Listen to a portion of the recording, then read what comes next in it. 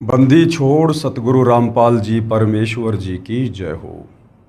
परम पिता परमात्मा सारी सृष्टि के रचनहार कुल मालिक असंख्य ब्रह्मांडों के स्वामी जगत गुरु तीनों लोकों में प्रवेश करके सबका धारण पोषण करने वाले राजाधिराज आत्माधार नाथों के नाथ देवों के देव महादेव सर्वेश्वर महेश्वर मृत्युंजय अजरो अमर आदि अनादि सनातनी प्रभु जगत पिता जगदीश्वर श्री श्री 1008 की उपाधि के वास्तविक अधिकारी अकाल मूरत सौद स्वरूपी राम वासुदेव सर्वगतम्बरम परम पूज्य प्रथम पूज्य परम संत परम पुरुष परम धनी परम दयालु सत्य कबीर हक्का कबीर अल्लाहु अकबर बाखबर अल्लाह ताला जगत के तारणहार जगत के मुक्तिदाता जगत के जगन्नाथ हारे के सहारे हिंदुओं के राम मुसलमानों के अल्लाह सिखों के वाहिगुरु ईसाइयों के मसीह दया के सागर दयानिधि करुणा के सागर करुणानिधि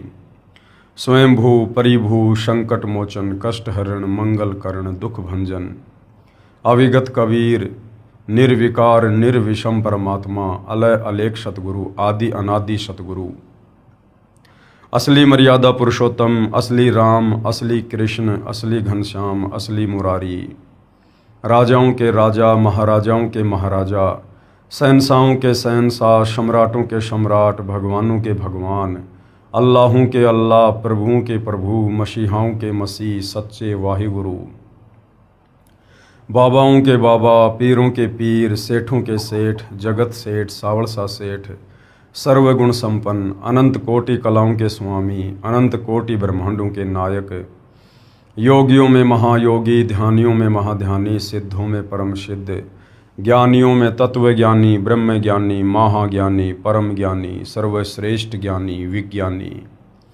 युवा कबीर समर्थ कबीर असमवात अमित ओजा सच्चे रहनुमा करीम अल्लाह सुभान अल्लाह दुनिया के अंतिम पैगंबर 8 सितंबर 1951 से गांव धनाना जिला सोनीपत हरियाणा भारतवर्ष की पावन भूमि पे प्रकट रियल कल की भगवान श्री नारायण साकार हरि श्री बाबा साहेब नूर अनंत परमात्मा सच्चे दरवेश सच्चे बाखबर संत श्रोमणी सतगुरु रामपाल जी परमेश्वर जी के चरण कमल में आप और हम सभी भाई बहनों का अनंत कोटि दंडवत प्रणाम।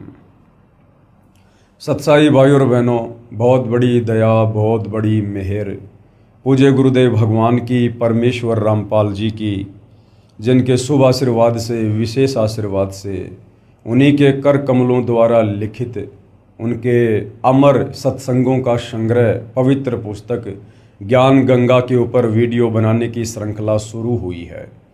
इस श्रृंखला में आज हमारा ये 19वें नंबर का वीडियो है और प्रत्येक वीडियो में पूज्य गुरुदेव भगवान के आशीर्वाद से हमें भक्ति और भगवान को लेकर अध्यात्म को लेकर शास्त्र अनुकूल साधना को लेकर बहुत कुछ जानने समझने और सीखने को मिल रहा है। भाई और बहनों, ये पवित्र आध्यात्मिक पुस्तक ज्ञान गंगा जो सर्व धर्मों के सर्व पवित्र धर्मशास्त्रों के ज्ञान से प्रमाणित है, इस पवित्र पुस्तक ज्ञान गंगा में हिंदुओं के चारों वेद गीता जी 18 पुराण मुसलमान भाइयों की 4 कतेब तौरात जबूर इंजिल कुरान शरीफ कुरान मस्जिद सिख भाइयों का वाहिगुरु और ईसाइयों की बाइबल से प्रमाणित ज्ञान है। इस पवित्र पुस्तक के अमृत ज्ञान में सुई की नोक रखने जितनी भी कमी किसी भी धर्म का कोई भी धर्मगुरु निकालने में सक्षम नहीं है। अपनी अज्ञानता के चलते चाहे पूरी पुस्तक को ही क्यों ना रिजेक्ट कर दें, ये बात अलग है। तो भाई और बहनों, यदि इस कलयुग की बिचली पीढ़ी में मोक्ष के प्राइम टाइम में यदि आत्मा का कल्याण संभव है तो सिर्फ और सिर्फ पवित्र पुस्तक ज्ञान गंगा को पढ़कर ज्ञान को समझकर और इस पवित्र पुस्तक के लेखक परम संत पूर्ण ब्रह्म परमेश्वर सतगुरु रामपाल जी से उपदेश प्राप्त करके और आजीवन मर्यादा में रहकर करने से ही संभव है। तो भाई और बहनों, सबसे पहले हमने सृष्टि रचना को जानना और समझना बहुत ज़रूरी होता है, क्योंकि जिस प्रकार हम कोई मकान खड़ा करने की सोचते हैं उससे पहले हम नींव भरते हैं और नींव बहुत ही मजबूत भरते हैं। फाउंडेशन जितना मजबूत होगा मकान उतना ही दृढ़ता से सुरक्षित बनेगा। इसी प्रकार ये जो सृष्टि रचना है ये अध्यात्म की मूल है, भक्ति मार्ग का फाउंडेशन है। यदि आपको सृष्टि रचना का ज्ञान नहीं है या आधा अधूरा ज्ञान है या आपको सृष्टि रचना का ज्ञान सुनकर भी उस पर विश्वास नहीं होता है तो आप भले पूर्ण संत से उपदेश लेकर भक्ति शुरू कर दीजिए, आप जी भक्ति को सफल नहीं कर पाएंगे। और जब आप सृष्टि रचना को सुनेंगे, पढ़ेंगे और फिर सर्व धर्मों के पवित्र धर्मशास्त्रों से उसको प्रमाणित होता हुआ देखेंगे तो फिर आपके मन में किसी भी प्रकार की शंका की गुंजाइश नहीं रह जाएगी। तो भाई और बहनों, यदि आवश्यकता है तो सिर्फ सतगुरु रामपाल जी के प्रवचन सुनने की या उनके द्वारा लिखित पवित्र पुस्तकों को पढ़कर समझने की। उसके बाद मोक्ष का रास्ता जो आज से पहले पहाड़ से भी ज़्यादा भारी था, अब आपके लिए पहली कक्षा का कायदा बन जाएगा। यदि कुछ प्राप्त करना सबसे ज़्यादा आसान है तो केवल मोक्ष है। कब? जब हमें ज्ञान समझ में आ जाएगा और हमें विश्वास हो जाएगा कि सतगुरु रामपाल जी हमें जो सूक्ष्म ज्ञान दे रहे हैं, जो तत्व ज्ञान दे रहे हैं, जो सृष्टि रचना उन्होंने बताई है और सर्व धर्मों के पवित्र धर्मशास्त्रों से प्रमाणित करके दिखाई है, उसके बाद भाई और बहनों मोक्ष में किसी प्रकार की कोई संशय नहीं है। और ये मनुष्य जन्म हम केवल मोक्ष प्राप्ति के लिए ही मिलता है। बाकी 184 योनियां हैं, आप जी देख सकते हैं। जितनी बुद्धि परमेश्वर ने सोचने समझने की, तर्क वितर्क की, सलाह मशवरे की, आत्मचिंतन की, मंथन की हम मनुष्यों को दी है, अन्य 184 योनियों में किसी भी पशु पक्षी कीट पतंग को प्राप्त नहीं है।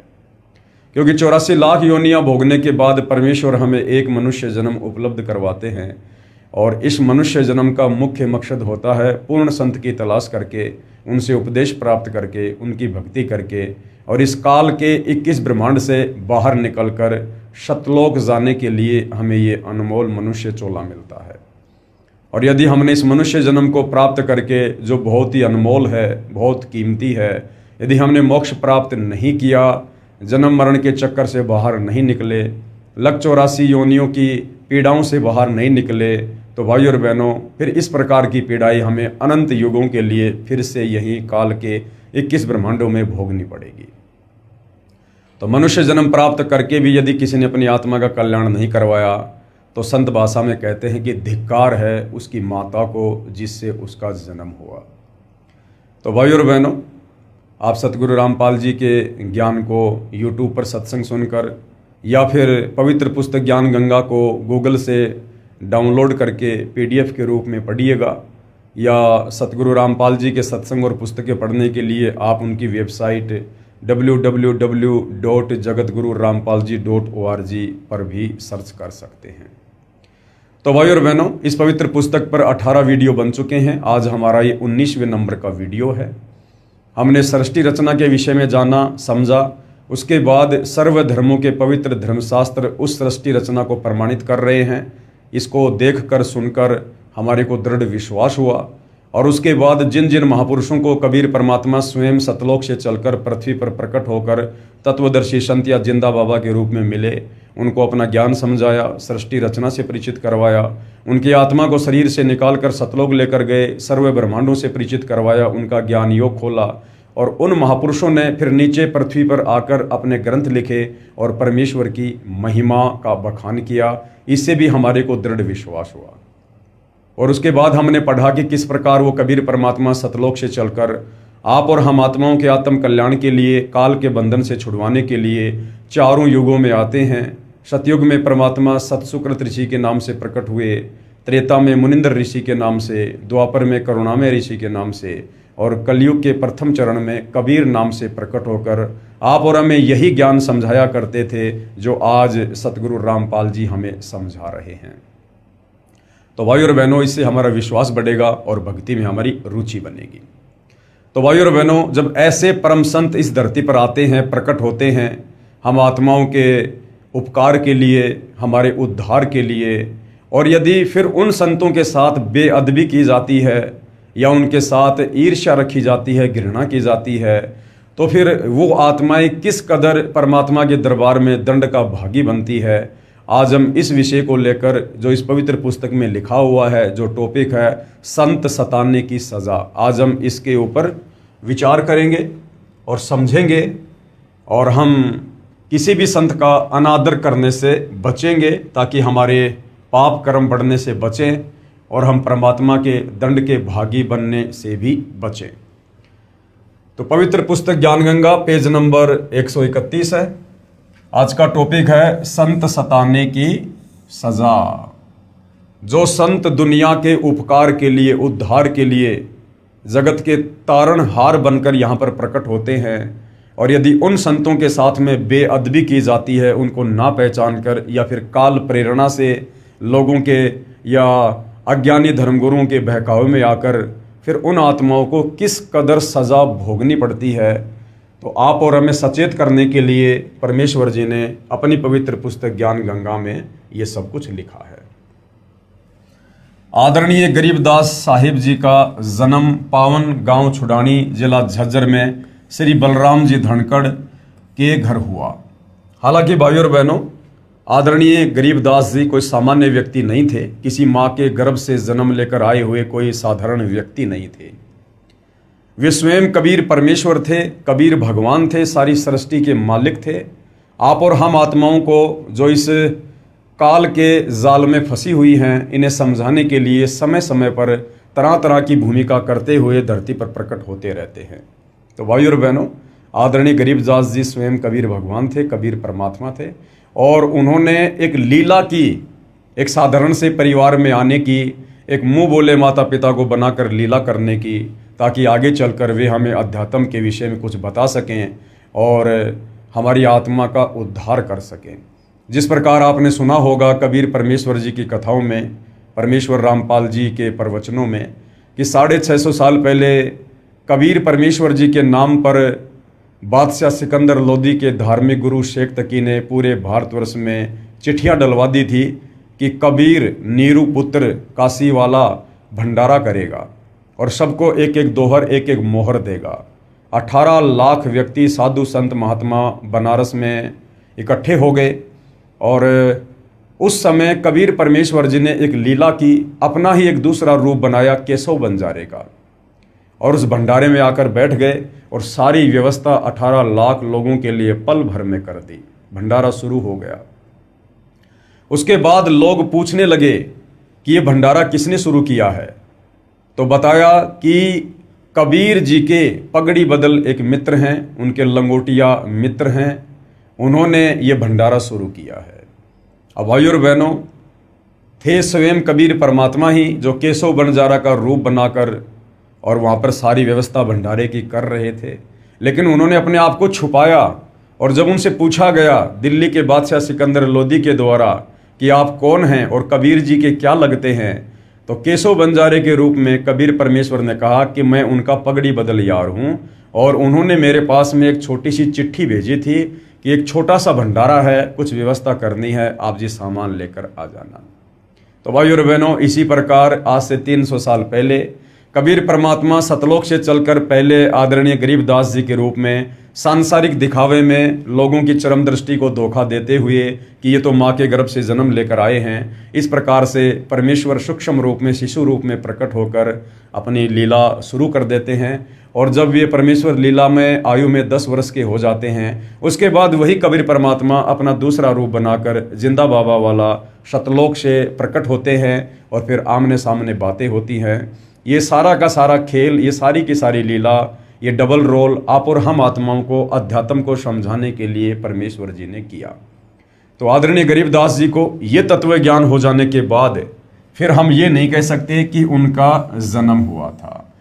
वे प्रकट हुए थे और परमेश्वर प्रकट ही होते हैं, क्योंकि वो उस समय सतगुरु की भूमिका में थे। और कहते ना सतगुरु जननी जने जाके माना बाप, पिंड ब्रह्मंड से रहित है ना वहाँ तीनों ताप। तो आदरणीय गरीबदास साहिब जी का प्राकाटे पावन गांव छुडानी, जिला झज्जर में श्री बलराम जी धनखड़ यानी जाट जाति से थे, उनके घर पर हुआ। आप जी को पूर्ण ब्रह्म कबीर परमेश्वर यानी कबीर देव सतलोक यानी जिसको रित धाम भी कहते हैं, वहाँ से चलकर सन 1727 में सह शरीर आकर मिले थे। तथा आप जी के शरीर को, आप जी के यहाँ पर जीव लिखा हुआ है, हम परमेश्वर के शरीर के लिए जीव शब्द का प्रयोग नहीं कर सकते हैं, क्योंकि परमेश्वर जीव रहित होते हैं। उनका नूरी शरीर होता है, तेजपुंज का शरीर होता है। तो एक साधारण सी लीला करते हुए लोग दिखावे में तो हम यही कहेंगे कि उनके जीव को शतलोक लेकर गए, लेकिन वास्तविकता कुछ और है जो आपको बता दी गई है। तथा आप जी के जीव को शतलोक लेकर गए थे। पीछे से परिवारजनों ने गरीबदास जी को मृत जानकर चिता पर रख दिया था। उसी समय कबीर देव ने आप जी का जीव वापस शरीर में प्रविष्ट कर दिया। उसके पश्चात आदरणीय गरीबदास जी भी परम पूज्य कबीर देव, कबीर परमेश्वर की आंखों देखी महिमा जन जन को सुनाने लगे। जो भी दुखी प्राणी आप जी से उपदेश प्राप्त करता वही सुखी हो जाता। आप जी की बढ़ती महिमा तथा तत्व ज्ञान के सामने अन्य गुरुओं आचार्यों के अधूरे ज्ञान की पोल खुलने से आसपास के सर्व अधूरे ज्ञान युक्त गुरुजन आचार्य जन आप जी से अत्यधिक ईर्ष्या करने लगे। आसपास के मुख्य मुख्य चौधरियों को उल्टी पट्टी पढ़ा दी, जिससे आसपास के गांव के आम व्यक्ति प्रभु कबीर जी के प्यारे बच्चे आदरणीय गरीबदास जी से घृणा करने लगे। दिल्ली के बाजितपुर गांव में आपका एक शिष्य था, उससे भी पूरा गांव ईर्ष्या करता था, क्योंकि भाई और बहनों, जो भगत अपने गुरु के नक्शे कदम पर चलेगा उसके साथ वही होगा जो शुरुआत में उसके गुरु के साथ होता है। क्योंकि गुरु यहाँ पर स्वयं कबीर होता है, लेकिन एक आम व्यक्ति की तरह भूमिका करता है, एक आम संत का रोल प्ले करता है, होते वे स्वयं परमात्मा ही है। और कबीर परमेश्वर जी अपनी वाणी में कहते हैं कि जो मम संत सत शब्द दृढ़ावे वाके संग सब राड बढ़ावे। यानी जो परमेश्वर का भगत होता है और परमेश्वर से प्राप्त ज्ञान को जो आगे बढ़ाता है, उसका प्रचार करता है, तो वो सत ज्ञान होता है, तत्व ज्ञान होता है। वो ज्ञान लोकवेद के विपरीत होता है, इस काल के विचारों के खिलाफ होता है, जिस कारण से काल उस भगतात्मा का विरोध करवा देता है। तो आदरणीय गरीबदास जी जिस प्रकार से एक भगत की भूमिका कर रहे थे, उस भगत की भूमिका में आसपास के जो धर्मगुरु थे, जो शास्त्र विरुद्ध साधना पर जनता को लगाकर रखे हुए थे अपने पेट पोषण के लिए, काल प्रेरणा से उन लोगों ने जनता को गरीबदास जी के विरुद्ध भड़का रखा था। और गरीबदास जी से उपदेश प्राप्त जो भगत थे, जो वास्तव में मर्यादा में रहकर भक्ति करते थे और अपने गुरुदेव के ज्ञान का आगे प्रचार करते थे, उनका भी आसपास के लोग विरोध किया करते थे। तो गरीबदास जी का गांव बाजितपुर में जो भगत था, उससे भी पूरा गांव ईर्ष्या करता था। उसकी प्रार्थना पर, यानी वाजिदपुर के उस भगत की प्रार्थना पर आदरणीय गरीबदास जी यानी आप जी कुछ दिन वाजिदपुर में ठहरे। उसी समय टिड्डी दल ने आसपास के क्षेत्र में बाजरे की फसल नष्ट कर दी, परंतु आप जी के भगत की फसल को कोई हानि नहीं पहुंचाई। सर्व ग्रामवासी संत गरीबदास जी की महिमा से बहुत प्रभावित हुए तथा ज्ञान को स्वीकार करके अपना आत्म कल्याण करवाया। यानी भाई और बहनों, इस काल के लोक का एक बहुत ही घटिया नियम है। यहाँ पर ज्ञान को जल्दी से स्वीकार करके कोई भी संत की महिमा नहीं करता है, कोई भी संत के आगे घुटने नहीं टेकता है। कब टेकता है? या तो कोई चमत्कार देखता है, या फिर उसके खुद के घुटने टूट लेते हैं हर प्रकार से, फिर वो दुखी होकर संत के सामने घुटने टेकता है।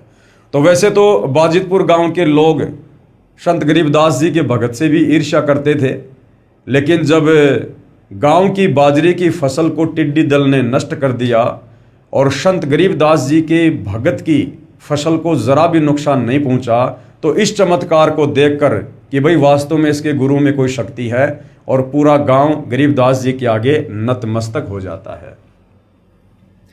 आप जी के आदेश से आपके भगत ने उस बाजरे को पूरे गांव में बांट दिया तथा गरीबदास जी के बार बार मना करने पर भी कुछ बाजरा बैलगाड़ी में डाल दिया।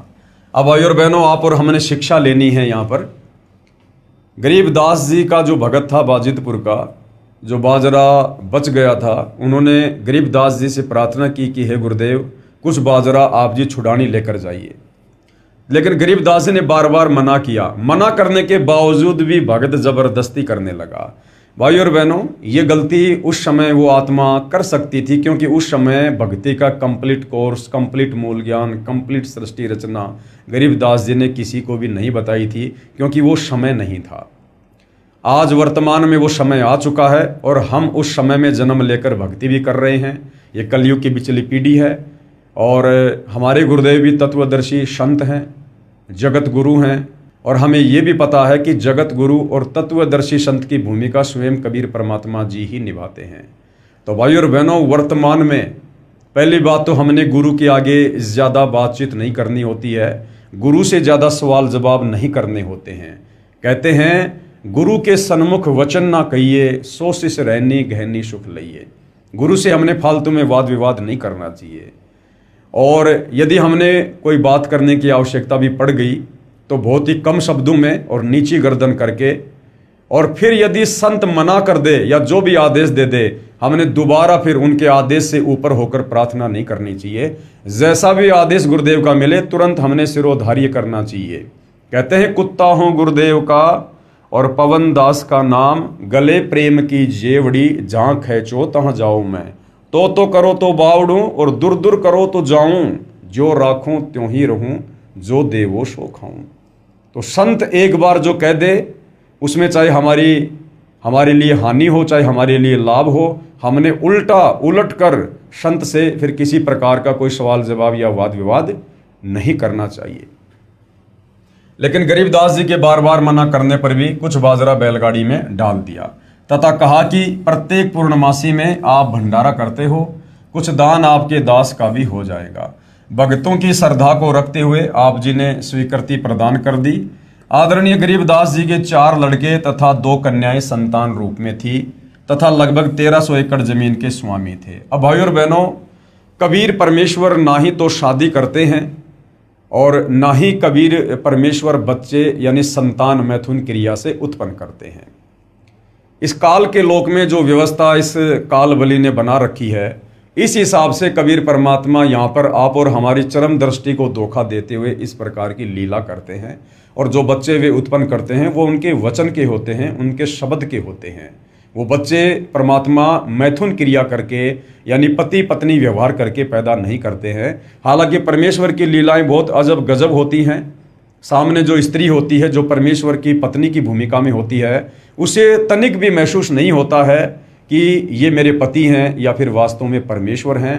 उस स्त्री को ऐसा ही लगता है जैसे एक आम स्त्री के साथ उसका पति शारीरिक संबंध बनाता है। लेकिन भाई और बहनों, परमेश्वर की गति को हम नहीं जान सकते। कहते हैं नामा और रैदास रसीला, कोई न जाने अवगत की लीला। इस परमेश्वर की गति को कोई नहीं जान सकता है। तो हमने उनके ज्ञान को समझकर ही हमने ये विश्वास करना होता है कि कबीर परमेश्वर जी के जो गुण हैं, जो लक्षण हैं और उनका जो तेज पुंज का शरीर होता है, वो इस प्रकार से पति पत्नी व्यवहार करके बच्चे उत्पन्न करने का नहीं होता है। और ना ही वो परमात्मा इस प्रकार का गंदा कर्म कभी करते हैं। उनके आसपास इस प्रकार की सोच भी नहीं होती है। तो गरीबदास जी के जो 4 लड़के और 2 लड़कियां थी, वो उनके वचन के बच्चे थे, लेकिन सांसारिक दृष्टि में उनको उनके बेटा बेटी ही बोला जाता है। उसी बैलगाड़ी में बैठकर आप गांव छुडानी को चल पड़े। रास्ते में गांव काणोदा के पास बैलगाड़ी पहुंचते ही पहले से सुनियोजित षड्यंत्र स्वार्थी गुरुओं आचार्यों ने संत गरीबदास जी को घेर लिया, सर्व बाजरा लूट लिया तथा उसी गांव के चौधरी छाजूराम छिकारा को सूचना कर दी कि वो हिंदू धर्म का द्रोही पकड़ लिया है। गरीबदास जी ने मना किया था कि भैया बाजरा मत दे, बाजरा मत दे। गरीबदास जी को पता था कि ये व्यर्थ में जाएगा, क्योंकि संत अंतर्यामी होते हैं, जानी जान होते हैं। लेकिन भगत ने फिर भी जिद की और जबरदस्ती बैलगाड़ी में बाजरा डाल दिया।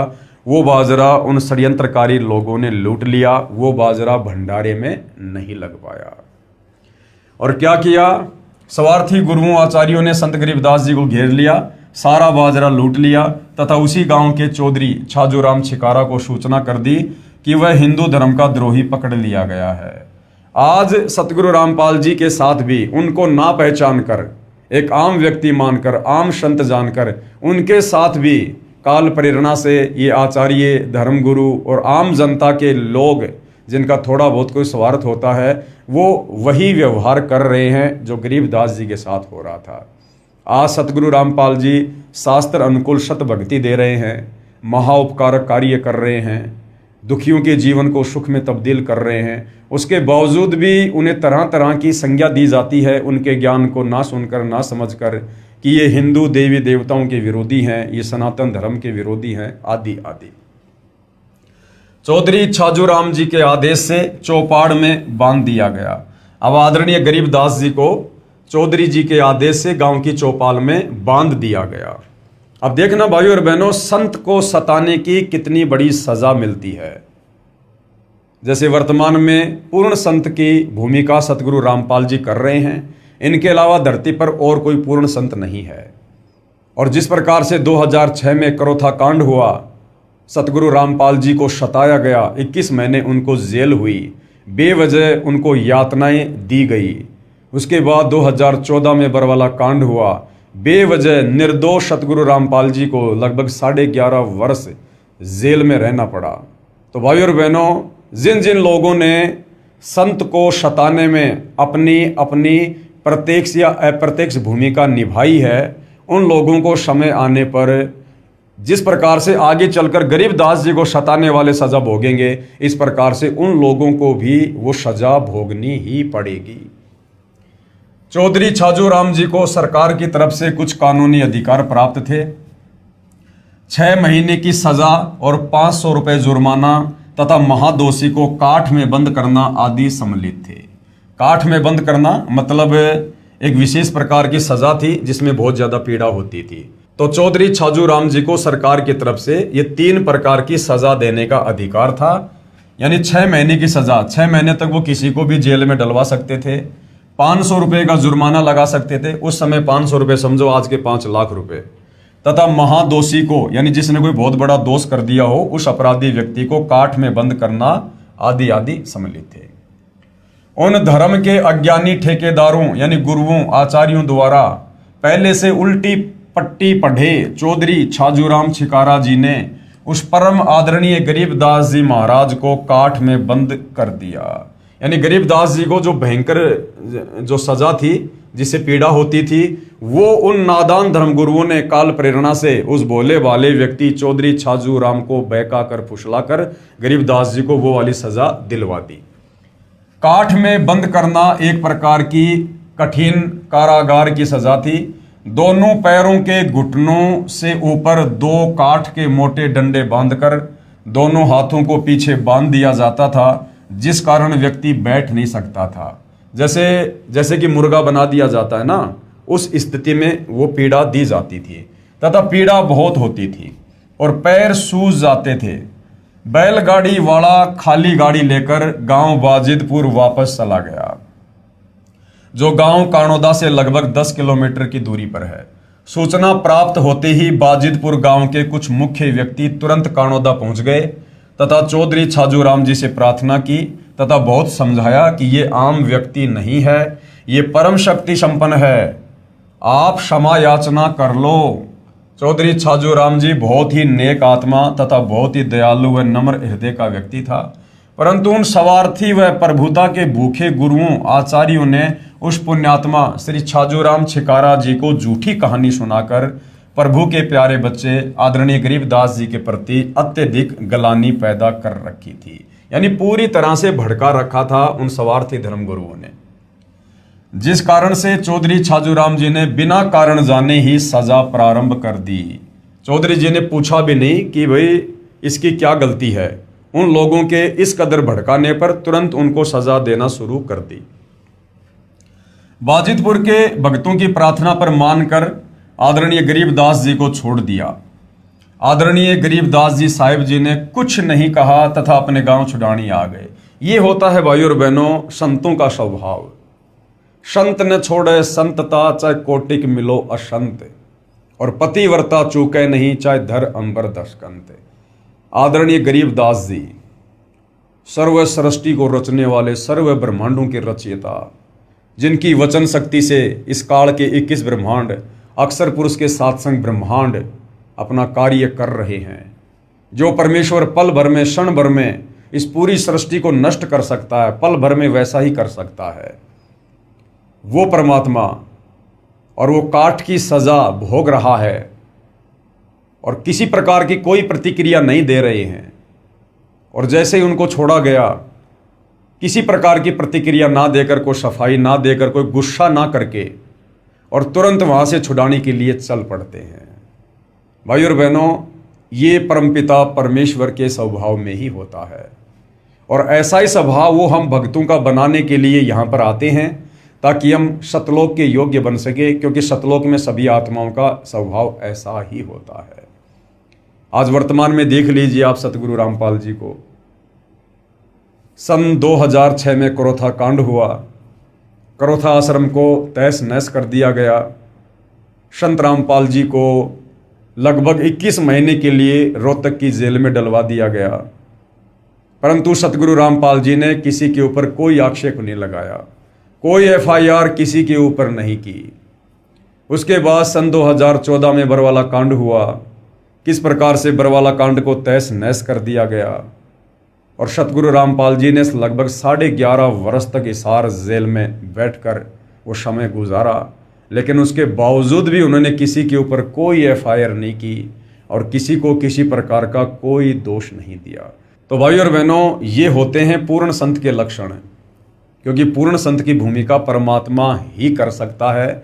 एक सामान्य जीव में, सामान्य संत में इतना धैर्य, इतना विवेक, इतनी शालीनता नहीं हो सकती है। कुछ दिनों उपरांत चौधरी छाजू राम जी सुबह सुबह टट्टी फिरने यानी फ्रेश होने जोहड़ यानी तालाब पर गए, तो उनके दोनों हाथ 2 घुड़सवारों ने काट दिए। उसी समय उनके समक्ष ही अदृश्य हो गए। फिर क्या हुआ भाई और बहनों, अगले दिन जब चौधरी छाजू राम जी फ्रेश होने के लिए अपने खेतों की तरफ गए, गांव से बाहर गए, तो 2 व्यक्ति घोड़ों पर सवार होकर आए और उन दोनों ने बेवजह बिना कुछ पूछे चौधरी छाजू राम जी के दोनों हाथ तलवारों से काट दिए और चल दिए। उसी समय उनके समक्ष ही अदृश्य हो गए और वहीं से तुरंत वो अदृश्य हो गए। इस दृश्य को तालाब पर उपस्थित कई व्यक्तियों ने भी देखा। बहुत उपचार करवाया, परंतु दर्द तथा रक्त का स्राव बंद नहीं हुआ। कई दिन तक बुरी तरह चिल्लाते रहे। फिर एक व्यक्ति ने कहा, उसी संत गरीबदास जी के पास जाकर क्षमा याचना कर लो, वे दयालु हैं। अब भाई और बहनों, जिस व्यक्ति ने यह बात कही कि आप उसी परम संत गरीबदास जी के पास जाके क्षमा याचना करो, आपने संत को बेवजह सताया है, जिसकी सजा आपको मिली है। अब छाजू राम जी तक ये संदेशा पहुंचाना भी गरीबदास जी की ही मेहरबानी थी, यानी गरीबदास जी ने ही उस व्यक्ति में प्रेरणा करके और छाजू राम जी को याद दिलाया कि आप उसी संत गरीबदास जी के पास जाकर क्षमा याचना करो, जिनको आपने बेवजह यातना दी थी। ये उनको दी गई बेवजह यातना का ही कष्ट आपको भोगना पड़ा है। एक व्यक्ति ने कहा, उसी संत गरीबदास जी के पास जाकर क्षमा याचना कर लो, वे दयालु हैं। परिवारजन उस चौधरी को घोड़े पर बैठाकर छुड़ाने ले गए। श्री छाजू राम जी जाते ही आदरणीय गरीबदास जी के चरणों में गिर गए, क्षमा याचना की। संत गरीबदास जी ने आशीर्वाद दिया तथा नाम उपदेश दिया तथा आजीवन भक्ति करने को कहा। चौधरी छाजू राम जी ने कहा, दाता, मेरे को आपके विषय में अत्यधिक भ्रमित कर रखा था, मुझे नहीं मालूम था कि आप पूर्ण परमात्मा आए हो।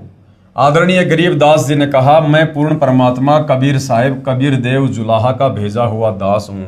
और यही बात भाई और बहनों आज सतगुरु रामपाल जी कहते हैं।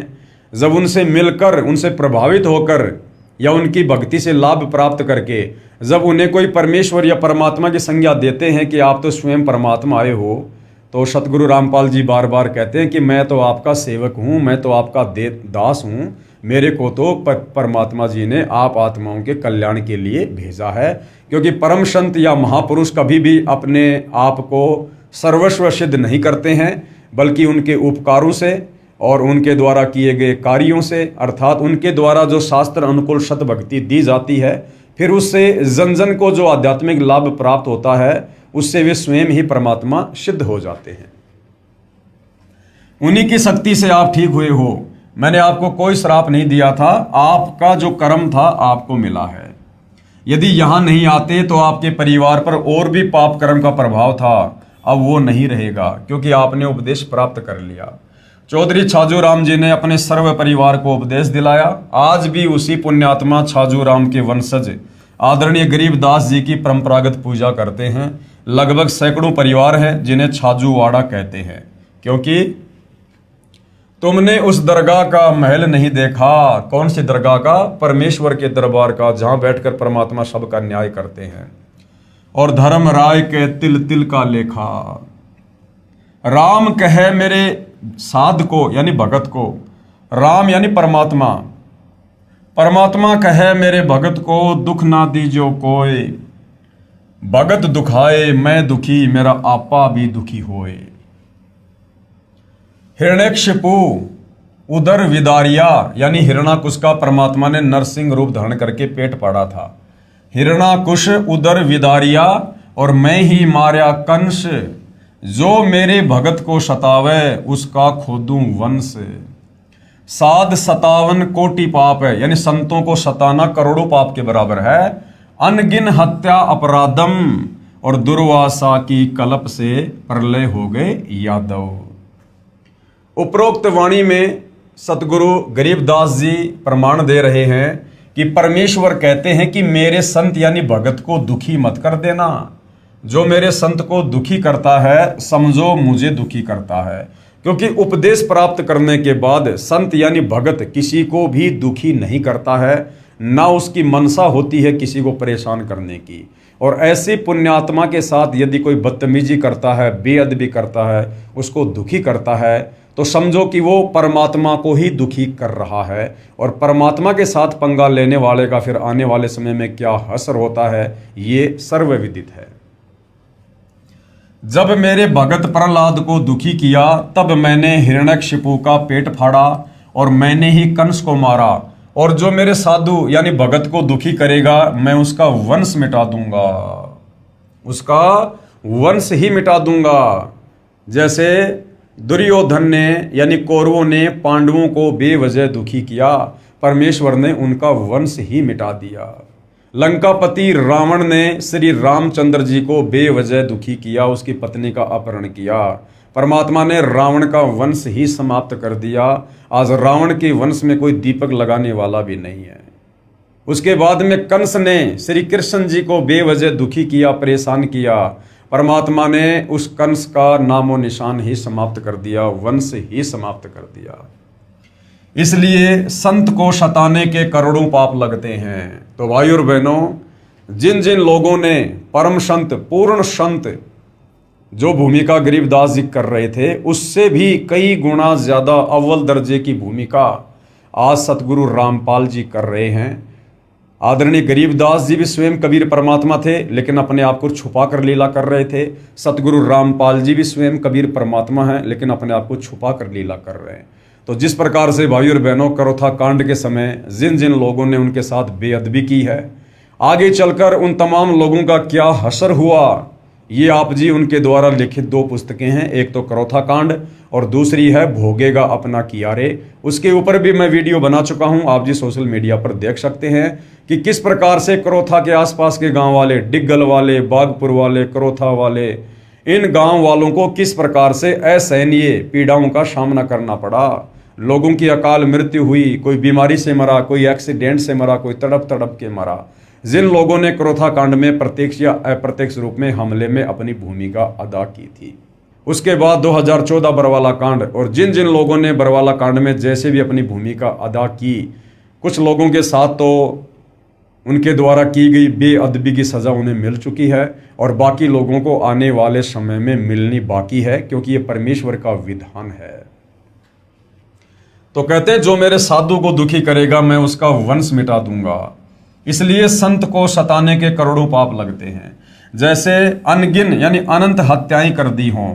ये अनजान लोग परमात्मा के संविधान से परिचित नहीं हैं, इसलिए भयंकर भूल करते हैं और फिर दंड के भागी बनते हैं। साधु सताने को निम्न दंड मिलता है, यानी आध्यात्मिक क्षेत्र में परमात्मा के संविधान के अनुसार किसी साधु संत महात्मा को सताने का कितना दंड मिलता है, क्या दंड मिलता है, यदि वास्तव में कोई साधु है तो। यदि एक मनुष्य दूसरे मनुष्य की मृत्यु कर देता है तो उसका अगले जन्म में हत्या करने से पूरा हो जाता है। मान लीजिए आज किसी ने किसी भी कारणवश किसी की हत्या कर दी, तो अगले जन्म में वो अपनी हत्या का बदला चुका देता है। यानी जिसकी हत्या की गई थी, अगले जन्म में वो कोई न कोई मनुष्य जन्म प्राप्त करके और सामने वाले की हत्या करके अपना बदला पूरा कर लेता है। परंतु जिन्होंने संत को सताया है, उनका बदला 1 या 2 जन्म में पूरा नहीं होता। लेकिन संत को सताने का बहुत बड़ा दंड है, जो अनंत जन्मों में भी पूरा नहीं होता। सतगुरु अपनी वाणी में कहते हैं, अर्धमुखी गर्भवास में हरदम बारंबार। कितनी बड़ी सजा मिलती है संत को सताने वालों को। अर्धमुखी यानी माँ के गर्भ में ऊपर को पैर और नीचे को सर। अर्धमुखी गर्भवास में हरदम बारंबार, यानी बारंबार। कब तक? जब तक ये सृष्टि प्रलय में नहीं आएगी, तब तक उस व्यक्ति को, जिसने संत को सताया है, उस व्यक्ति को 9 महीने माँ के गर्भ में बारंबार नीचे को सर ऊपर को पैर करके नरक कुंड भोगना पड़ेगा, और जन्म लेते ही तुरंत उसकी मृत्यु हो जाएगी। फिर वापस उसको माँ के गर्भ में वही सजा। तो ये सजा उसको अनंत बार मिलेगी, बारंबार मिलेगी, जब तक सृष्टि का संहार नहीं हो जाएगा। अर्धमुखी गर्भवास में हरदम बारंबार, और झूनी भूत पिशाच की। और अगर योनि भी मिलेगी तो किसकी मिलेगी? भूत या पिशाच की। जब लग सृष्टि संहार, जब तक ये सृष्टि नष्ट नहीं हो जाएगी, तब तक उसको इस प्रकार की यातना संत सताने वाले को बारंबार मिलेगी। ऐसी गलती करने वालों को परमेश्वर भिन्न प्राणियों की योनियों में बारंबार माँ के गर्भ में डालते हैं, अर्थात वह जन्म लेते ही बारंबार मृत्यु को प्राप्त हो जाता है। कभी वो सुअरी के गर्भ में आएगा और गर्भ में असहनीय कष्ट भोगेगा, और उस सुअरी के गर्भ से जन्म लेते तुरंत किसी न किसी कारण से उसकी मृत्यु हो जाएगी। फिर अगला जन्म परमात्मा उसको कुतिया के जो है गर्भ में डालेगा, फिर कुतिया के गर्भ में वो असहनीय पीड़ा भोगेगा, फिर जन्म लेते ही किसी न किसी कारण से तुरंत उसकी मृत्यु हो जाएगी। इस प्रकार अनंत बार वो माँ के गर्भ में ऐसे ही जन्मेगा और मरेगा और कष्ट भोगेगा। और थोड़ा बहुत यदि उसको जन्म मिला तो भूत या पिशाच की योनि उस व्यक्ति को प्राप्त होती है, जो संत को दुखी करता है। अब संत भाई और बहनों, कोई तत्वदर्शी संत ही नहीं होता कि भाई किसी गुरु को सताएंगे तो ही जो है हमें यहाँ पर यह दंड मिलेगा। संत यानी भगत, जो भक्ति करता है। अरे तत्वदर्शी संत तो स्वयं परमात्मा होते हैं, लेकिन इस प्रकार की भूमिका करके वो हमें सावधान करते हैं कि जो मेरे से उपदेश प्राप्त करके जो भक्ति करता है और जो किसी को दुखी नहीं करता, और उसके बावजूद भी यदि उसको कोई दुखी करेगा, वो चाहे भगत हो चाहे जगत हो, फिर उसको इस प्रकार की यातनाएं भोगनी पड़ेंगी, वो चाहे भगत ही क्यों ना हो। तो भाई और बहनों, हम बेवजह अपनी अज्ञानता के चलते एक दूसरे को दुखी करके सताकर इस प्रकार की सजा मोल ले लेते हैं। परमात्मा किसी का सगा नहीं है। परमेश्वर का विधान चाहे जगत हो चाहे भगत हो, सबके ऊपर समान रूप से लागू होता है। ऐसी गलती करने वालों को परमेश्वर भिन्न भिन्न प्राणियों की योनियों में बारंबार माँ के गर्भ में डालते हैं, अर्थात वह जन्म लेते ही बारंबार मृत्यु को प्राप्त हो जाता है। और जब तक सृष्टि प्रलय नहीं हो जाती, तब तक भूत पिशाच की योनि वह माँ के गर्भ में महान कष्ट रखता है, जो बहुत ही दुखदायी होता है। और जब तक क्षमा नहीं मिलती, तब तक सताया हुआ संत ही क्षमा नहीं कर देता। और कब तक क्षमा नहीं मिलती भाई और बहनों? जिस संत को उसने सताया है, जिस भगत को उसने दुखी किया है, जब तक वो भगत उसे माफ ना कर दे, तब तक भाई और बहनों उस सताने वाले व्यक्ति को, वो चाहे जगत हो चाहे भगत हो, उसको माफी नहीं मिलती है। इस कथा को समझाने के लिए परमेश्वर हमें एक उदाहरण दे रहे हैं। एक बार दुर्वासा ऋषि ने अभिमानवश, ये दुर्वासा कौन थे? वैसे तो दुर्वासा ऋषि जो है ये सतयुग में भी होते हैं, त्रेता युग में भी होते हैं, द्वापर में भी होते हैं, क्योंकि एक प्रकार की सिद्धि होती है जिस सिद्धि से बहुत सारे चोले धारण कर लेते हैं। तो दुर्वासा ऋषि जब सतयुग में थे, उस समय राजा अमरीश के साथ उन्होंने बेअदबी की थी और उसकी क्या सज़ा उनको भोगनी पड़ी थी। और द्वापर युग में यही दुर्वासा ऋषि श्री कृष्ण जी के धार्मिक गुरु भी थे। तो जब दुर्वासा ऋषि सतयुग में थे उस समय की ये कथा है। एक बार दुर्वासा ऋषि ने अभिमानवश अम्बरीश ऋषि को मारने के लिए अपनी शक्ति से एक सुदर्शन चक्र छोड़ दिया। सुदर्शन चक्र अम्बरीश ऋषि के चरण छूकर वापस दुर्वासा ऋषि को मारने के लिए दुर्वासा की तरफ ही चल पड़ा। दुर्वासा ऋषि ने सोच लिया कि तूने बहुत बड़ी गलती कर दी है, लेकिन अधिक समय न रहता देख दुर्वासा सुदर्शन चक्र के आगे आगे भाग लिया।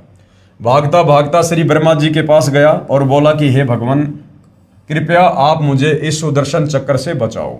इस पर ब्रह्मा जी बोले कि ऋषि जी, ये मेरे वश की बात नहीं है। अपने सिर पर से बला को टालते हुए कहा कि आप भगवान शंकर के पास जाओ, वे ही आपको बचा सकते हैं।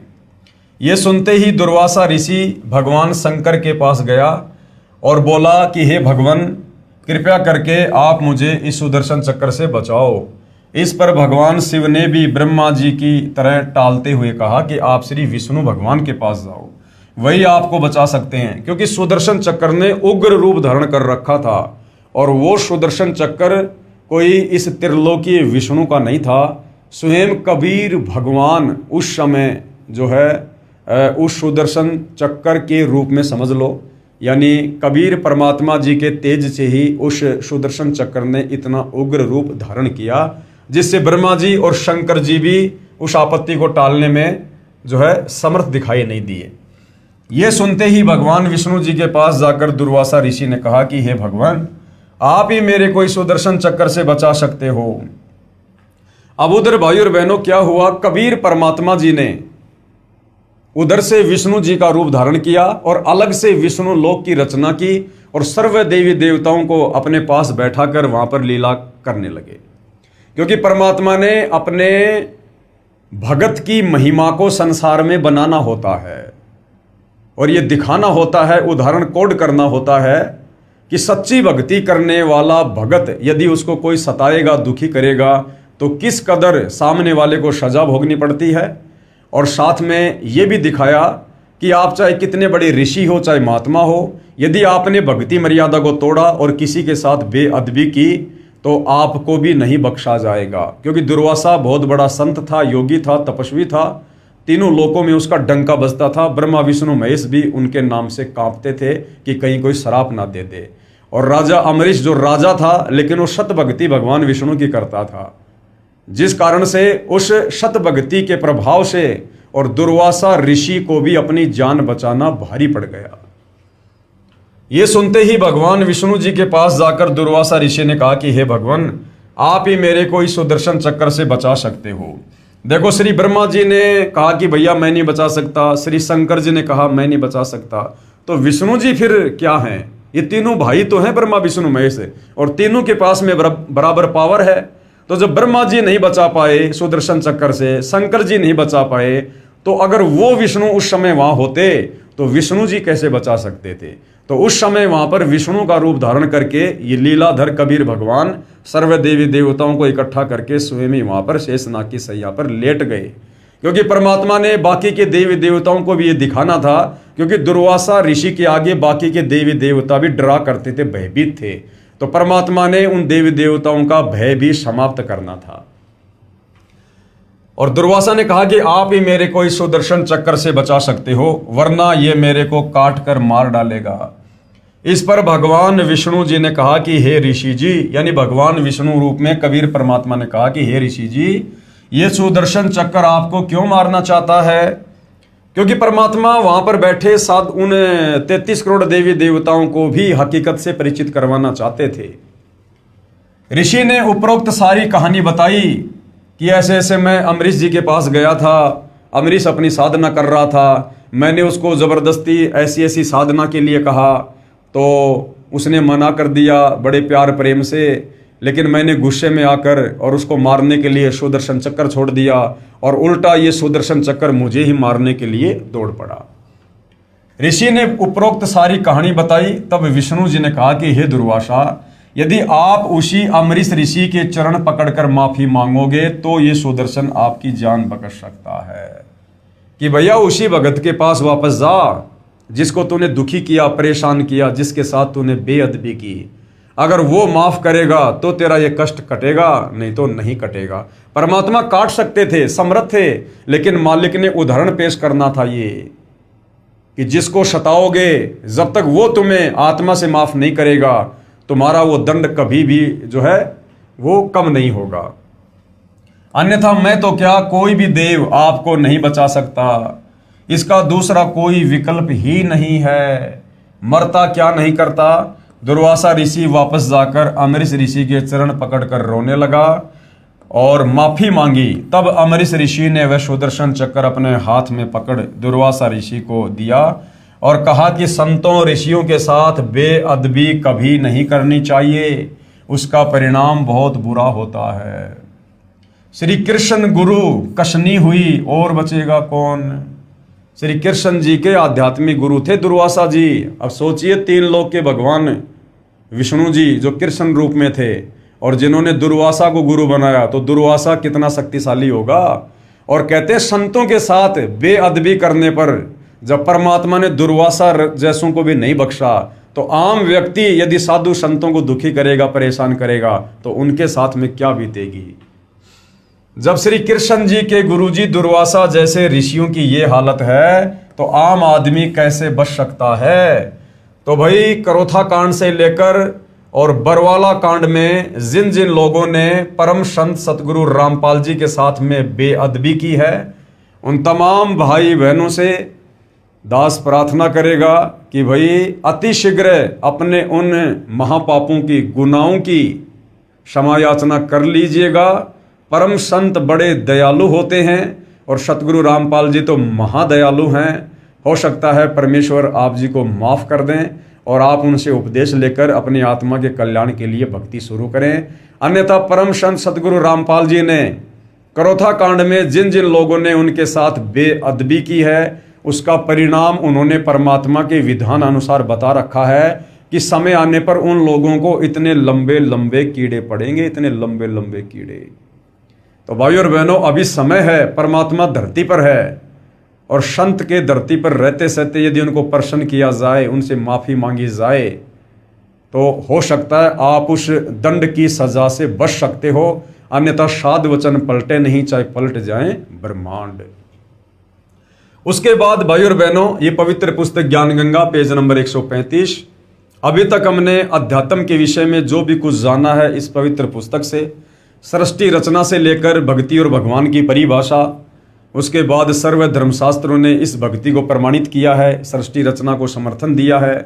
जिन जिन संत महापुरुषों को कबीर परमात्मा सतलोक से चलकर आकर मिले, उन्होंने भी उनकी महिमा गाई है।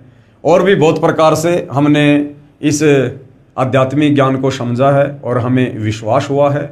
अब उसके बाद में कुछ ऐसे साधु संत यानी ऐसे भगत जो पहले नाम उपदेश प्राप्त करने से पूर्व बहुत ज़्यादा दुखी थे, परेशान थे, हर प्रकार से भटक चुके थे, दुखी हो चुके थे, बहुत सारे साधु संतों की शरण ग्रहण कर चुके थे, परंतु उनके जो 3 ताप के कष्ट थे, जो उनके भाग्य में लिखे हुए कर्म दंड थे, वो मिटने का नाम नहीं ले रहे थे, जिस कारण से उनका जीवन नरक बना हुआ था।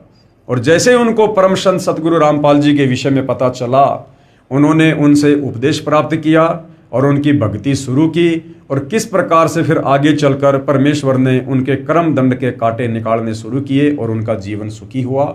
इसी कड़ी में कुछ भक्तों ने अपने इंटरव्यू दिए हैं, जिनको पवित्र पुस्तक ज्ञान गंगा में शामिल किया गया है, ताकि उन पुण्यात्माओं के उन इंटरव्यूज को सुनकर और हमें भी सतगुरु रामपाल जी के ऊपर विश्वास हो और उनके द्वारा दी गई भक्ति पर विश्वास हो।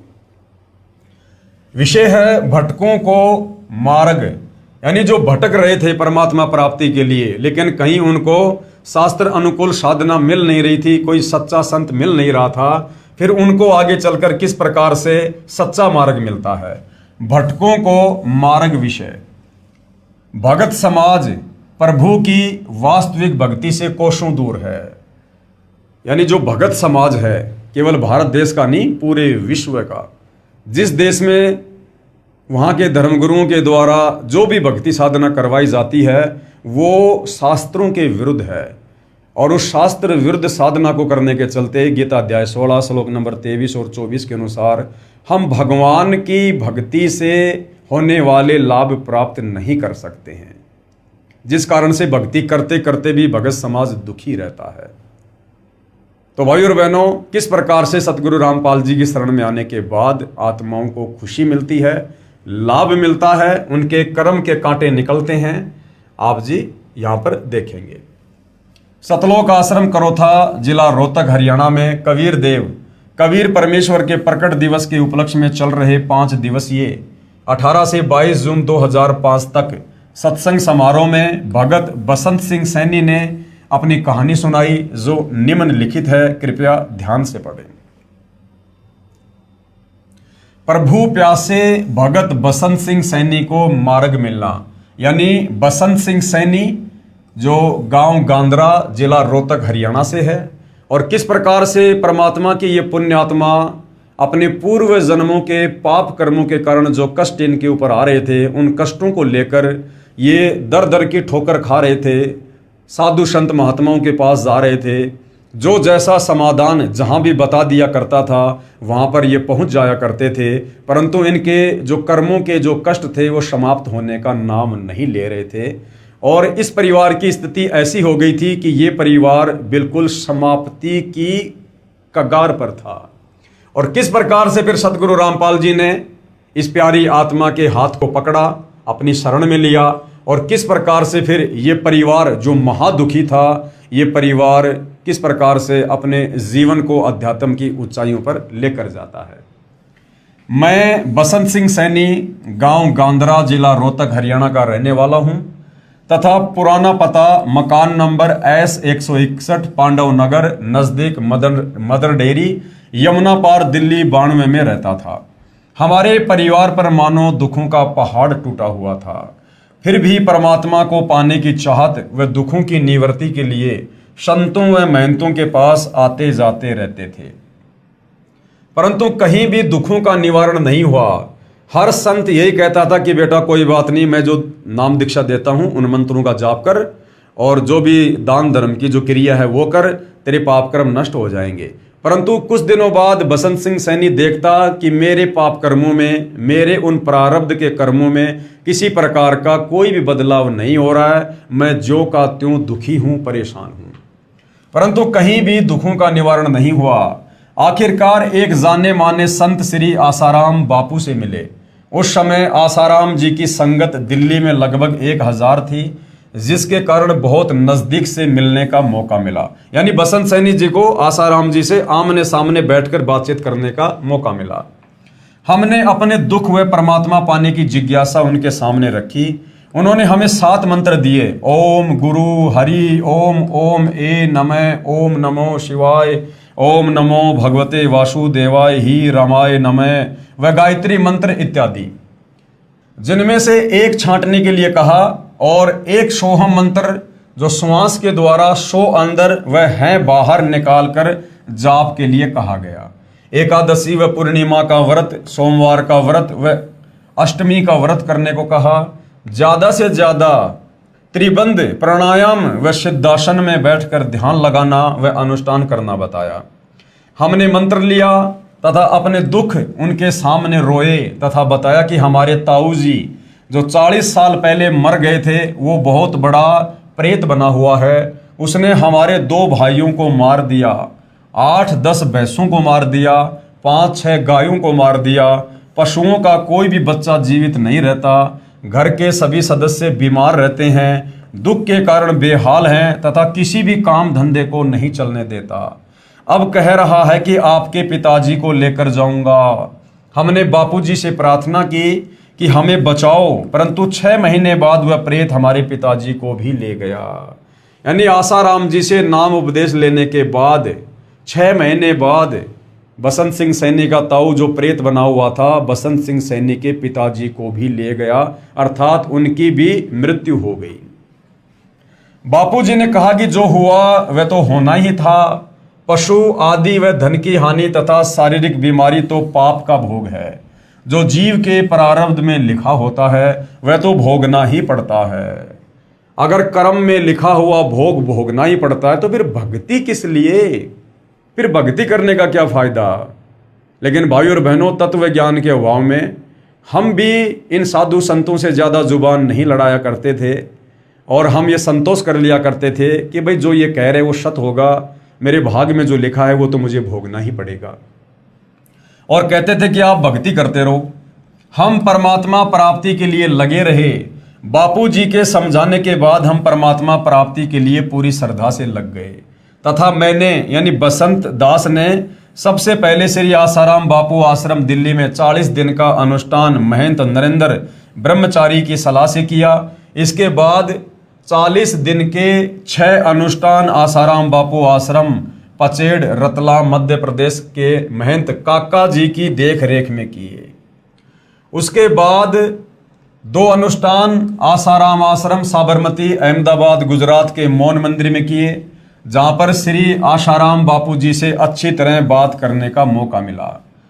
तब मैंने बापू जी से पूछा कि बापू जी, जिस परमात्मा को पाने के लिए मैं तथा सारा भगत समाज लगा हुआ है वो परमात्मा कौन है, कैसा है तथा कहाँ रहता है, बताने की कृपया करें।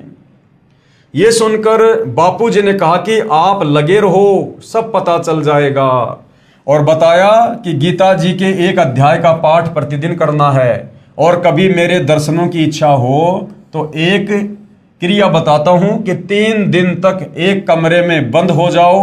कमरे में बंद होने से पहले दिन खाना पीना छोड़ दो ताकि शाम तक लैट्रिन व बाथरूम से निवृत्ति हो जाए। उसके 3 दिन तक कुछ भी खाना पीना नहीं है और उस कमरे में बैठकर बापूजी का ध्यान करना है। अरे भैया, दर्शन क्या, 3 दिन तक यदि आप किसी व्यक्ति के बारे में सोचोगे तो आपको रात को शौपन भी आने लगेंगे। तो ये बच्चों जैसी जो क्रिया है आसाराम जी ने बसंत सैनी जी को बताई। उसके 3 दिन तक कुछ भी नहीं खाना पीना, न बाहर निकलना है, कमरे में रहो, त्राटक करो। घर जाकर मैंने ये 3 बार किया परंतु बापूजी के दर्शन नहीं हुए। अनुष्ठान के समय जीवन मृत्यु से जूझकर बीमारी का सामना करना पड़ा परंतु फिर भी परमात्मा पाने के लिए लगा रहा क्योंकि बसंत सिंह सैनी के सामने दूसरा कोई विकल्प नजर नहीं आ रहा था। उसके बाद क्या होता भाई और बहनों, परमात्मा कैसे अपनी आत्मा पर दया करते हैं, रजा करते हैं। सितंबर 2000 में सतगुरु रामपाल जी महाराज का सत्संग काठमंडी रोहतक में सुना, जिन्होंने तत्व ज्ञान के आधार पर गीता जी को समझाया। उसके बाद गीता जी का पाठ करने से मन में आने लगा कि गीता जी में भगवान क्या कह रहे हैं और बापू जी क्या बता रहे हैं।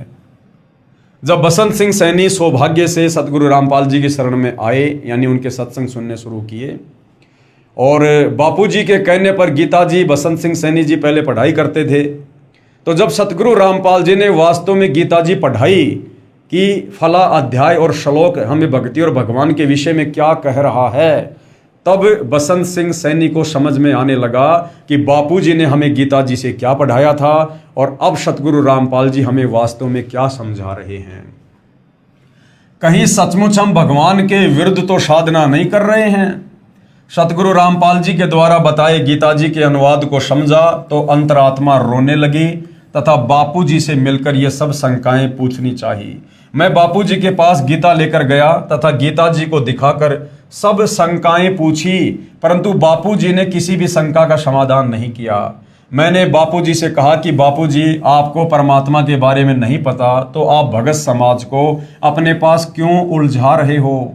इस पर बापू जी मेरी तरफ घूर कर बोले कि तू क्या जाने भक्ति के विषय में।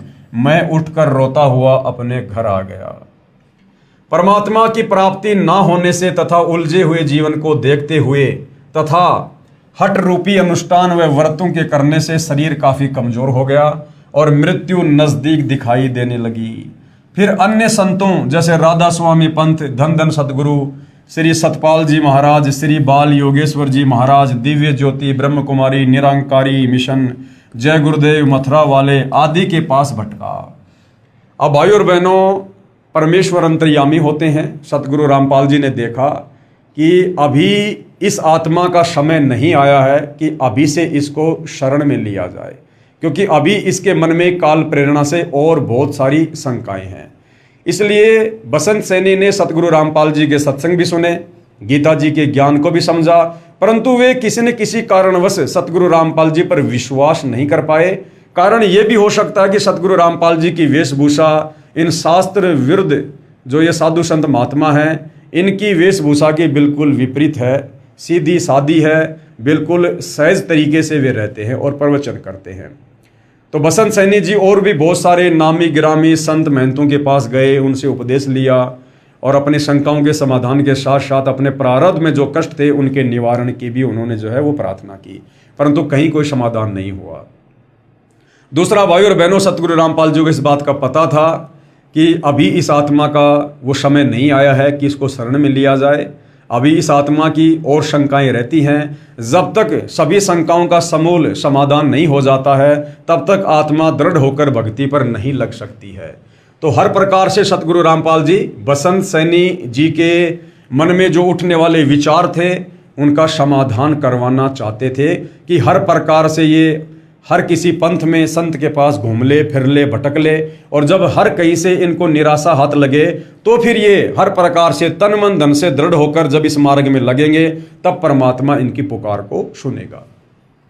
परंतु जो निर्णायक ज्ञान सतगुरु रामपाल जी महाराज ने बताया वह उपरोक्त किसी भी संत व पंथ के पास नहीं है।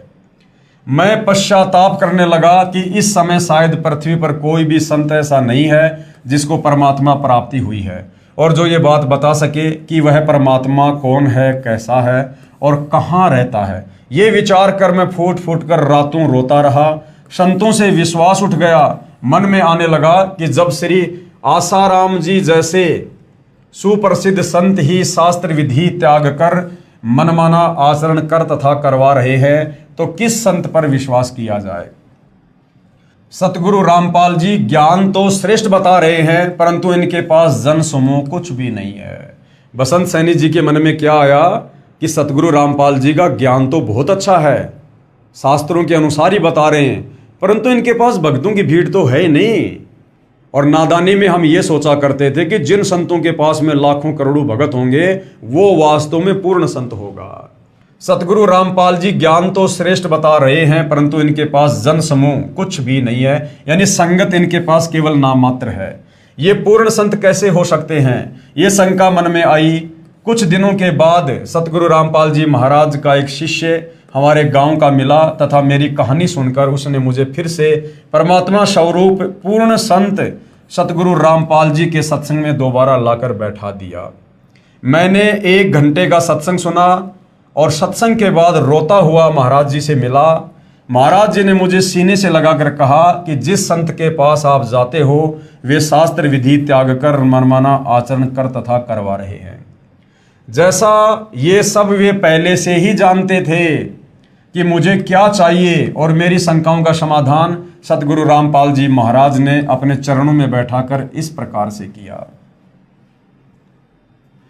तत्वदर्शी सतगुरु रामपाल जी महाराज ने बताया कि पवित्र गीता जी अध्याय 9 मंत्र 25 में पितर पूजना अर्थात श्राद्ध निकालना मना किया है। अन्य देवी देवताओं की पूजा करने वालों को मंद बुद्धि वाले लिखा है।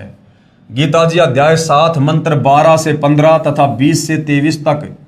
परंतु श्री आसाराम जी श्राद्ध महिमा नामक पुस्तक में श्राद्ध निकालने की श्रेष्ठ विधि बताते हैं। संत श्री आसाराम जी के साबरमती अहमदाबाद आश्रम से प्रकाशित पत्रिका ऋषि प्रसाद अंक 135 मार्च 2004 में लिखा है कि भूत पूजने वाले तथा पितरों को पूजने वाले तथा अन्य देवी देवताओं को पूजने वाले क्या बनेंगे। पढ़िए पत्रिका के अगले अंक में।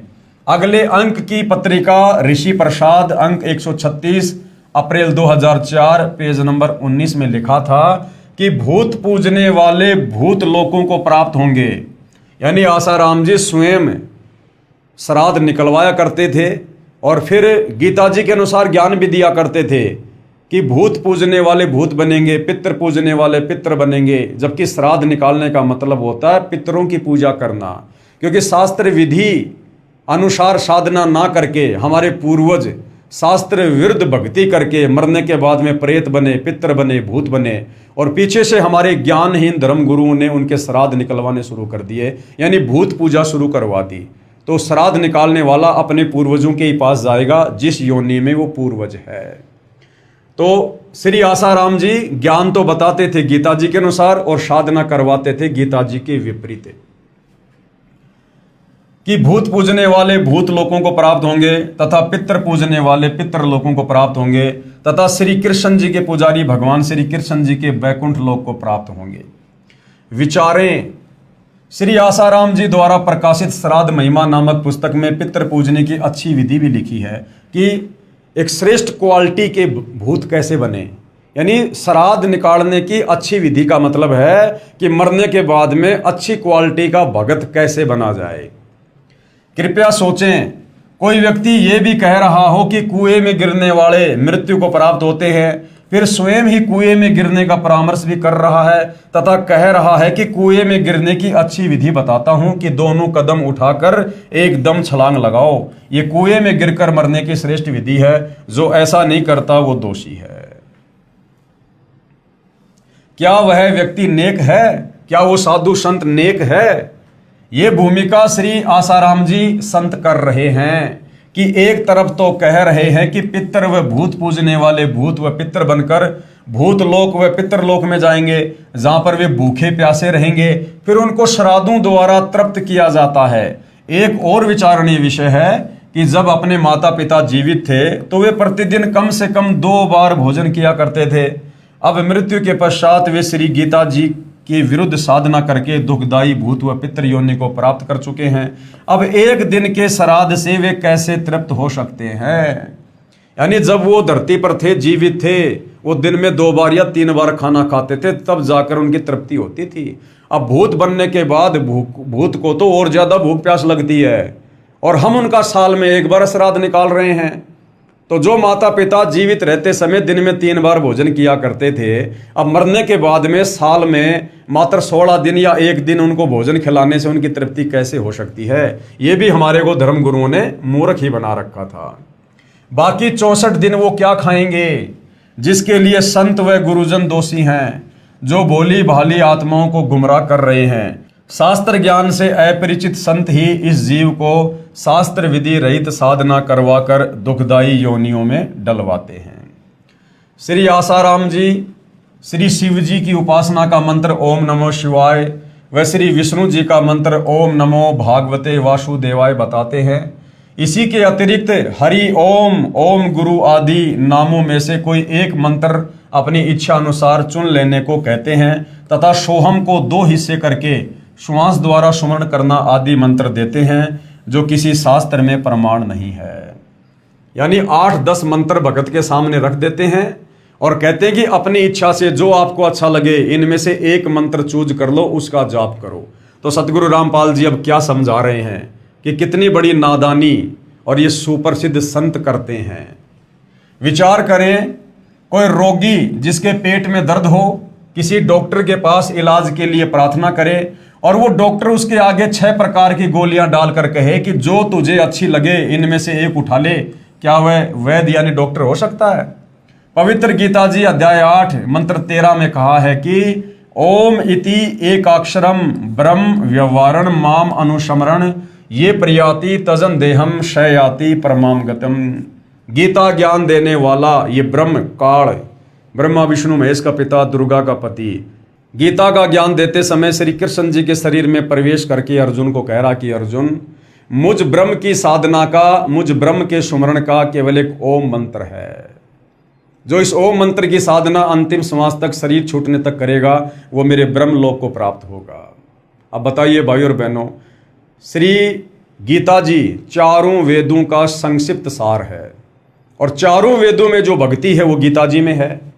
और गीता जी में केवल ये गीता का ज्ञान देने वाला ब्रह्म एक ओम मंत्र का जाप करने की सलाह देता है कि अगर मेरे लेवल की भक्ति करनी है, मुझ काल तक की भक्ति करनी है, ब्रह्म तक की भक्ति करनी है और जन्म मनन में रहना है, लक 84 में भी जाना है, तो भाई आपने केवल एक ओम मंत्र का जाप करना होगा, नथिंग एल्स। इससे नीचे ब्रह्मा विष्णु महेश, देवी देवता, भूत पूजा, श्राद्ध, इनकी कोई भक्ति नहीं करनी।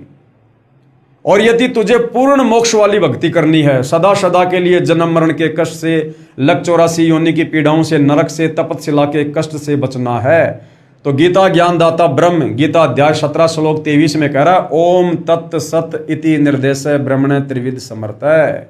कि ये 3 मंत्रों का जाप है जो पूर्ण ब्रह्म पूर्ण परमात्मा का जाप है। और उसके लिए गीता अध्याय 4 श्लोक 34 में कह रहा कि अर्जुन वो मंत्र मेरे पास नहीं है, वो कंप्लीट भक्ति मेरे पास नहीं है पूर्ण मोक्ष वाली। उसके लिए तू किसी तत्वदर्शी संत की खोज कर, तत्वदर्शी संत को भली भांति दंडोत प्रणाम कर, कपट छोड़कर सरलता पूर्वक व्यवहार करके उससे सवाल पूछ, तब वो तत्वज्ञानी महात्मा तुझे उस पूर्ण ज्ञान का उपदेश करेंगे। तो भाइयों और बहनों, गीता ज्ञानदाता पवित्र गीता जी अध्याय 8 श्लोक 13 में कह रहा कि भाई मेरा तो केवल एक ओम मंत्र का जाप है, जबकि आसाराम जी अपने भक्तों के आगे 6 मंत्र रख रहे हैं कि इनमें से कोई भी एक मंत्र ले लो और इसका जाप करो। इसका शब्दार्थ है कि गीता बोलने वाला ब्रह्म अर्थात काल कह रहा है कि माम ब्रह्म यानी मुझ ब्रह्म का तो इति मानी यह एक ओम एकाक्षरम यानी ओम एक अक्षर है, व्याहरण यानी उच्चारण करके, अनुस्मरण यानी सुमरण करने का, ये यानी जो साधक, तजन देहम यानी शरीर त्यागने तक अर्थात अंतिम श्वास तक, परियाति यानी सुमरण साधना करता है, स यानी वह साधक ही मेरे वाली, परमाम गतम यानी परम गति को याति यानी प्राप्त होता है। और इसकी काल की ब्रह्म की जो परम गति है ओम नाम की साधना से, वो क्या है? गीता अध्याय 8 श्लोक नंबर 16 में कहता है कि वो साधक ब्रह्मलोक में आ जाएगा, मेरे पास महास्वर्ग में आ जाएगा। लेकिन यहां पर अपना कर्म भोग के फिर वापस उसे लक 84 में नरक में और जन्म और मरण के कष्ट में जाना ही पड़ेगा। भावार्थ है कि श्री कृष्ण जी के शरीर में प्रेतवत प्रवेश करके ब्रह्म अर्थात 1000 भुजा वाला ज्योति निरंजन काल कह रहा है कि मुझ ब्रह्म की साधना केवल एक ओम नाम से मृत्यु पर्यंत करने वाले साधक को मुझसे मिलने वाला लाभ प्राप्त होता है।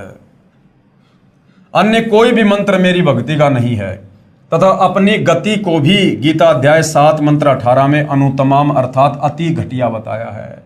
गीता जी अध्याय 7 श्लोक नंबर 18 में ओम नाम की साधना को भी ये काल कह रहा है कि ये घटिया है, यानी पूर्ण मोक्ष मेरे ओम नाम की भक्ति से भी नहीं है। इसी का प्रमाण गीता जी अध्याय 9 मंत्र 20 से 25 में कहा है कि जो तीनों वेदों ऋग्वेद, यजुर्वेद तथा सामवेद में वर्णित विधि द्वारा मेरी साधना करते हैं तथा अन्य देवताओं की पूजा करते हैं, उनकी जन्म मृत्यु तथा स्वर्ग नरक बना रहता है तथा पितृ पूजने वाले यानी श्राद्ध करने वाले पितृ बनकर पितरों को प्राप्त होते हैं। भूत पूजने वाले 13वीं 17वीं वर्षीय अस्थियां उठाकर गंगा आदि में क्रिया करवाकर प्रवाह करवाना, पिंड भरवाना आदि भूत पूजा है।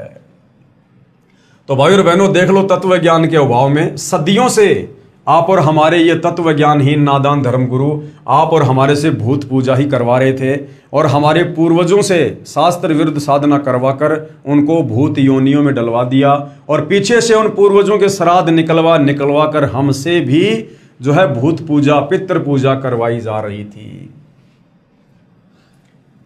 भूत बनकर भूत लोक में चले जाएंगे, फिर पृथ्वी पर भी भटकते रहेंगे। ये पूजा अविधि पूर्वक यानी शास्त्रों के विरुद्ध अज्ञान पूर्वक मनमाना आचरण है। मनमाना आचरण यानी गीता जी में इस प्रकार की पूजा का, चारों वेदों में इस प्रकार की पूजा का, श्राद्ध निकालना, भूत पूजना, 13वीं 17वीं समाधि पूजना, मंदिर मस्जिद चर्च गुरुद्वारे में जाना, कावड़ लेके आना, पैदल यात्रा करना, इस प्रकार की पूजा का कहीं कोई विधान नहीं है। सीधा सीधा ये काल कह रहा कि मेरी तो एक ओम नाम की साधना है, उसको अंतिम श्वास तक जो जाप करता है वो मेरे ब्रह्मलोक में आता है और ब्रह्मलोक में ओम नाम की साधना का फल भोग कर फिर वापस वो गधा कुत्ता सुअर भी बनता है।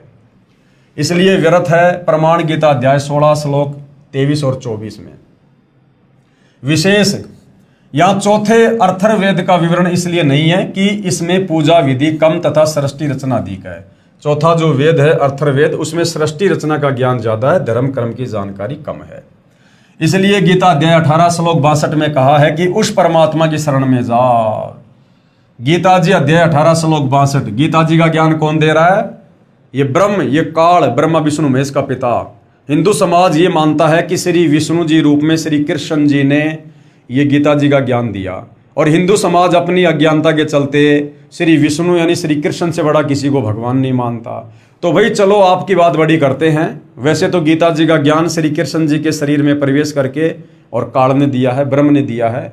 यदि आप श्री कृष्ण जी मान रहे हो, श्री विष्णु जी मान रहे हो, तो भाई आपके श्री विष्णु जी अर्थात श्री कृष्ण जी तो हाथ खड़े कर रहे हैं भक्ति को लेकर, भगवान को लेकर कि भैया मेरे बस की बात नहीं है तुम्हारा जन्म मरण का रोग काटना, तुम्हें गधा कुत्ता सुअर बनने से बचाना, नरक में जाने से तुम्हें बचाना, मेरे बस की बात नहीं है। उसके लिए खुद गीता का ज्ञान देने वाला विष्णु श्री कृष्ण ये खुद अन्य किसी और परमात्मा की शरण में जाने को अर्जुन को सलाह दे रहा है।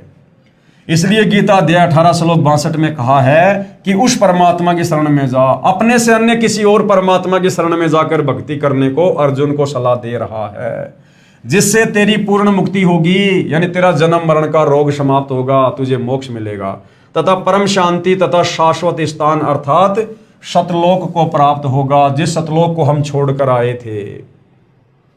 तथा गीता अध्याय 15 श्लोक 4 में कहा है कि तत्वदर्शी संत मिलने पर उसके बताए अनुसार शास्त्र विधि अनुसार साधना करनी चाहिए। गीता अध्याय 4 श्लोक 34 में अर्जुन को गीता ज्ञान देने वाला सलाह दे रहा है कि भैया मेरे पास में भक्ति का कंप्लीट कोर्स नहीं है, ना मुझे ज्ञान है पूरी सृष्टि का, ना पूरे अध्यात्म का। इसके लिए तो किसी तत्वदर्शी संत की खोज कर ले, और जब तुझे वो तत्वदर्शी संत मिल जाए उसके बाद गीता अध्याय 15 श्लोक नंबर 4 में क्या कहा है कि उसके बाद यानी तत्वदर्शी संत मिलने पर उसके बताए अनुसार शास्त्र विधि अनुसार साधना करनी चाहिए, फिर उस परम पद परमेश्वर की खोज करनी चाहिए, जहां जाने के पश्चात यानी सतलोक जाने के पश्चात साधक यानी भगत का कभी जन्म मृत्यु नहीं होता, यानी वापस इस 21 ब्रह्मांड में वो नहीं आता और यहाँ गधा कुत्ता सुअर नहीं बनता, अर्थात अनादि मोक्ष प्राप्त हो जाता है, सदा सदा के लिए वो मुक्त हो जाता है। गीता बोलने वाला काल अर्थात क्षर पुरुष ब्रह्म कह रहा है कि मैं भी उसी आदि पुरुष परमेश्वर की शरण में हूं, क्योंकि भाई और बहनों सतलोक से आने के बाद आप और हम सभी आत्माओं को तो भूल पड़ गई। आप और हमारे तो बहुत सारे जन्म और मृत्यु हो चुके हैं, हमारी याददाश्त इस काल ने डिलीट करवा दी है जीव संज्ञा में लाकर, परंतु ये जो दुर्गा और काल है इन दोनों की याददाश्त बरकरार है। इसलिए गीता का ज्ञान देते समय ये गीता ज्ञान देता काल ब्रह्म क्या कह रहा है कि अर्जुन मैं भी उसी परमात्मा की शरण में हूं और तू भी उसी की शरण में जा, और उसकी शरण प्राप्त करने के लिए किसी तत्वदर्शी संत की खोज कर। तो भाई और बहनों आज वह तत्वदर्शी संत इस धरती पर सतगुरु रामपाल जी हैं। ये आप और हमारा परम सौभाग्य है। जब ऐसे ऐसे कष्ट भोग रही और आत्माओं के कष्टों को सतगुरु रामपाल जी ने मात्र उपदेश देकर शत भक्ति दान देकर उस कर्म के दंड को समाप्त कर दिया, तो ये परमेश्वर क्या नहीं कर सकते। प्रारब्ध में लिखे कर्मों को ये ब्रह्मा विष्णु महेश दुर्गा, कोई देवी देवता, कोई जंतर मंत्र तंत्र या खुद ये काल ब्रह्म भी नहीं काट सकता है। केवल तत्वदर्शी संत ही प्रारब्ध के कर्मों को समाप्त कर सकता है, कर्म दंड को समाप्त कर सकता है, तीन ताप के कष्ट को समाप्त कर सकता है, क्योंकि तत्वदर्शी संत की भूमिका खुद कबीर परमात्मा ही निभाते हैं और परमात्मा सब कुछ करने में सक्षम है। सतगुरु रामपाल जी महाराज ने बताया कि अन्य सभी संत कहते हैं कि पाप का भोग तो प्रारब्ध में लिखा होने के कारण जीव को भोगना ही पड़ेगा, भक्ति करते रहना चाहिए, आने वाला दूसरा जीवन सुखमय हो जाएगा। तो उसके लिए सतगुरु रामपाल जी क्या उदाहरण दे रहे हैं, कृपया विचार करें। किसी के पैर में कांटा लगा हो जिस कारण से उसे बहुत पीड़ा हो रही हो, यानी किसी के भाग्य में प्रारब्ध के कारण दुख है, पीड़ाएं है, और उस कांटे के कष्ट के निवारण के लिए किसी से प्रार्थना करें और उस दुख निवारण के लिए हम किसी साधु संत महात्मा के पास जाएं, तो उत्तर मिले कि कांटा तो लगा रहने दे, जूता पहन ले, भविष्य में कांटा नहीं लगेगा। और जवाब वो संत क्या देते हैं कि भैया तेरे पिछले दुख तो समाप्त होंगे नहीं, तेरे भाग्य में लिखे हैं, तो आगे से भक्ति शुरू कर दे, तुझे आगे दुख नहीं होगा। अरे भैया जब पहले से पैर में कांटा लगा हुआ है, जब तक वो कांटा नहीं निकलेगा जूता कैसे पहनूंगा। तो जब तक मैं वर्तमान में दुखी हूं, परेशान हूं मेरे प्रारब्ध के कारण है, और जब तक मेरे वो प्रारब्ध वाले कष्ट समाप्त नहीं होंगे, मैं सुखी नहीं होऊंगा, भाई मैं भक्ति कैसे कर पाऊंगा। पहले तो मेरे पैर का कांटा निकले और फिर इस डर से मैं जूता पहनूं कि आगे कहीं कांटा ना चुभ जाए। तो पहले तो भाई मेरे पिछले जो पाप कर्म है जिस कारण मेरे ऊपर कष्ट हैं वो मेरे कष्ट समाप्त हों, फिर मैं उस राम नाम के जूते को पहनूंगा, यानी संत से भक्ति लूंगा, ताकि आगे यदि मैंने गलती कर दी तो फिर से वही कष्ट जीवन में दोबारा शुरू ना हो जाए। तो क्या कह रहे हैं गुरुदेव, किसी के पैर में कांटा लगा हो जिस कारण से उसे बहुत पीड़ा हो रही हो, उस कांटे के कष्ट के निवारण के लिए किसी से प्रार्थना करे, तो उत्तर मिले कि कांटा तो लगा रहने दे, जूता पहन ले, भविष्य में कांटा नहीं लगेगा। क्या वह व्यक्ति ठीक सलाह दे सकता है? क्योंकि कांटा लगे पैर में जूता पहना ही नहीं जा सकता। जो व्यक्ति पहले से अपने पाप कर्मों के कारण दुखी है वो आगे भक्ति कैसे कर सकता है? पहले तो संत अपने आशीर्वाद से उसके पाप कर्मों को हल्का करे और फिर आगे उसको विधि ऐसी बता दे जिससे पाप ना हो, और धीरे धीरे वो सुखी हो जाएगा, फिर वो भक्ति करेगा। क्योंकि कांटा लगे पैर में जूता पहना ही नहीं जा सकता। पहले कांटा निकले फिर इस डर से जूता पहनेगा कि कहीं दोबारा कांटा न लग जाए। ठीक इसी प्रकार पूर्ण परमात्मा के पूर्ण संत की शरण में आने से, जो संत रूप में खुद परमात्मा ही होते हैं, उस पाप रूपी कांटे का कष्ट समाप्त होता है। फिर साधक यानी भगत पूर्ण प्रभु की शास्त्र विधि अनुसार साधना रूपी जूता इस डर से पहनेगा कि कहीं फिर से कोई पाप रूपी कांटा कष्टदायक ना हो जाए। सभी संतों ने पवित्र गीता जी के अनुवाद में अर्थों का अनर्थ किया है। गीता अध्याय 7 मंत्र 18 व 24 में अनुत्तमाम का अर्थ अति उत्तम किया है तथा अध्याय 18 मंत्र 66 में व्रज का अर्थ आना किया है, जबकि अनुत्तम का अर्थ अति घटिया होता है तथा व्रज का अर्थ जाना होता है। अब क्या है भाइयों और बहनों, तत्व ज्ञान के अभाव में चाहे कोई कितना बड़ा विद्वान हो, कितना बड़ा धर्मगुरु हो, वो ब्रह्मा विष्णु महेश से ऊपर किसी को परमात्मा नहीं मान सकता। इसलिए वो घुमा फिरा के इन्हीं की महिमा करता रहता है, क्योंकि उसे ऊपर की शक्तियों का, ऊपर के भगवानों का ज्ञान नहीं, उसको सृष्टि रचना का ज्ञान नहीं है। जिस कारण से इन्होंने गीता जी के अनुवाद में भी अर्थों का अनर्थ कर दिया। तत्व ज्ञान के अभाव से तथा ज्ञानहीन गुरुओं के कारण ही सर्व भगत समाज शास्त्र विधि रहित साधना करके मनुष्य जीवन व्यर्थ कर रहा है। पवित्र गीता जी अध्याय 16 मंत्र 23-24 क्या कहता है कि शास्त्र विधि को त्याग कर जो मनमानी भक्ति करता है, मनमाने मंत्रों का जाप करता है, मनमानी पूजा पाठ करता है, उसको ना कभी कोई सुख हो सकता, ना उसको भक्ति से सिद्धि मिल सकती, और ना मरने के बाद उसकी गति हो सकती। सर्व पवित्र धर्मों की पवित्र आत्माएं तत्व ज्ञान से अपरिचित हैं, जिस कारण नकली गुरुओं, संतों, महंतों तथा ऋषियों का दाव लगा हुआ है।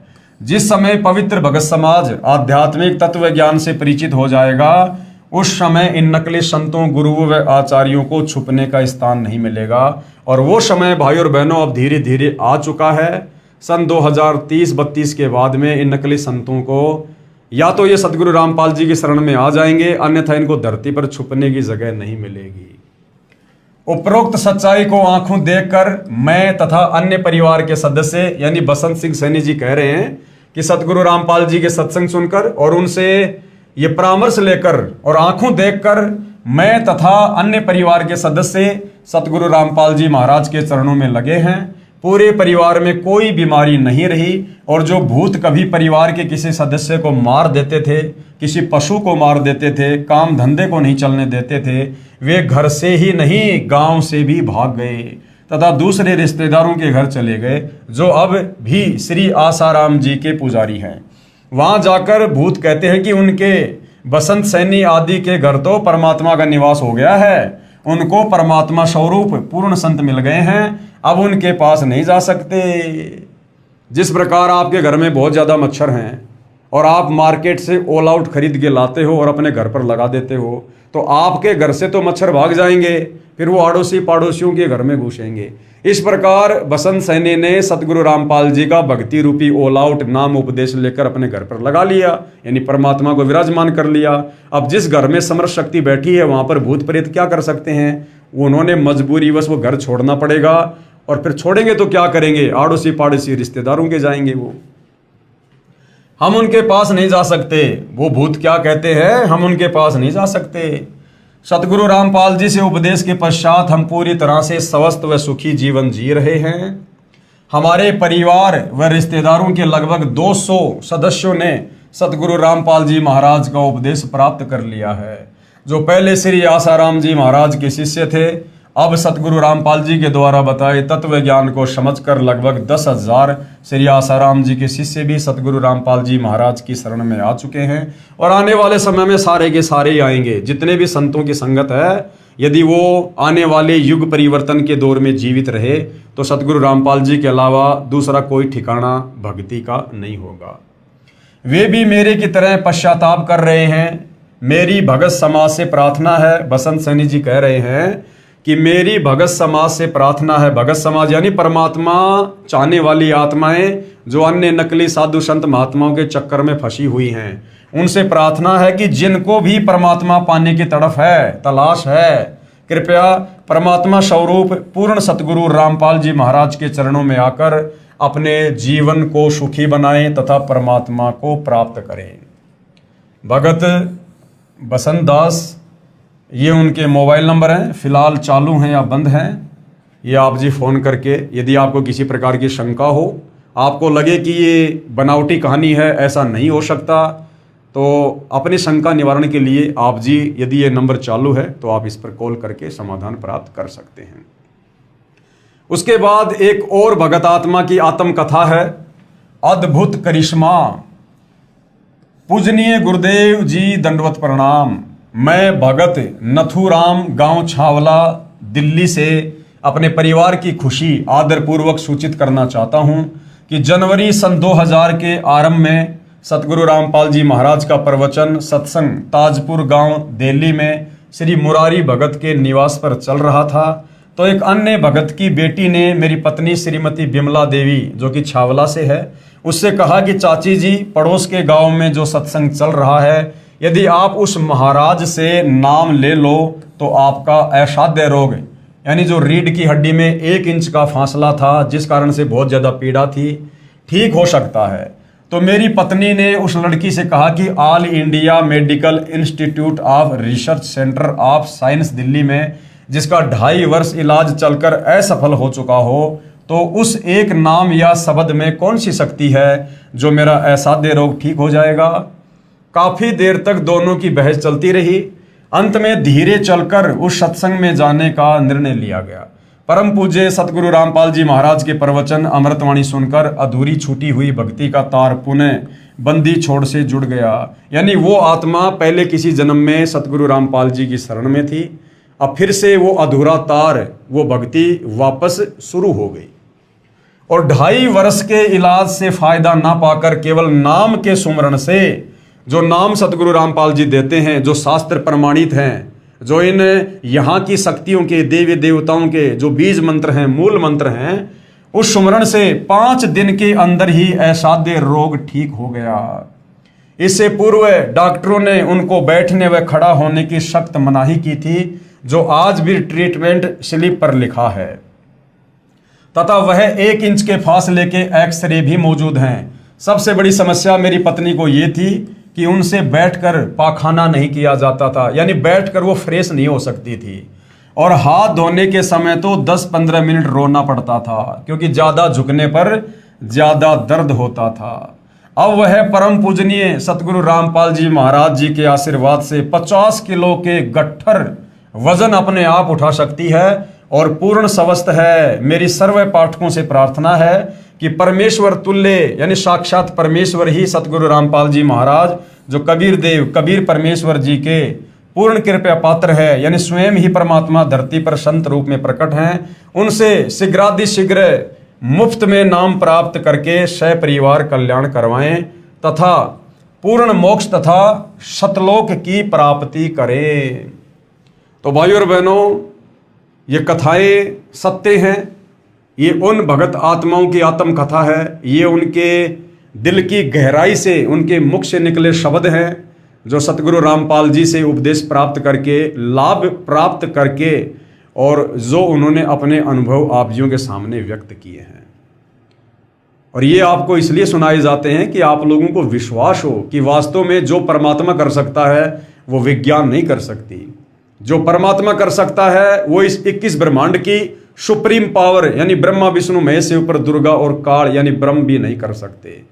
हमारे प्रारब्ध के उन कर्मों को, जिनके चलते हमारे ऊपर कष्ट आते हैं, आपत्तियां आती हैं, भूत प्रेत से बाधित होते हैं, तीनों ताप के कष्टों से बाधित होते हैं, उनको केवल परम संत ही काट सकता है। दूसरा कोई विकल्प, कोई ऑप्शन नहीं होता है।